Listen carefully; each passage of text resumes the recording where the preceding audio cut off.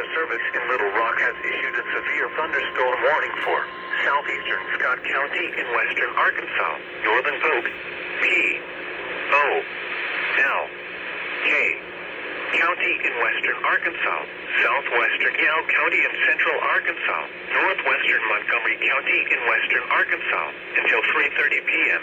At 2:40 p.m., a severe thunderstorm was located over Polk, P, O, L, K, County Fairgrounds, or near Mena, moving northeast at 70 miles per hour. Hazard, 60 miles per hour with gusts and quarter-size hail.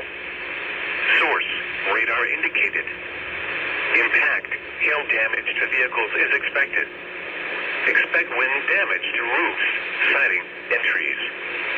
Locations impacted include Mena, Hatfield, Stonehouse Recreation Area, Gravelly, Polk, P, O, L, K, County Fairgrounds, Mena Intermountain Airport, Muddy Creek Wildlife Management Area, Acorn, Oleo, Inc., Potter, Bowles, Dallas, Blue Ball, Shady Grove, Union Hill, Rocky, Cedar Creek, Camp Pioneer, Y City,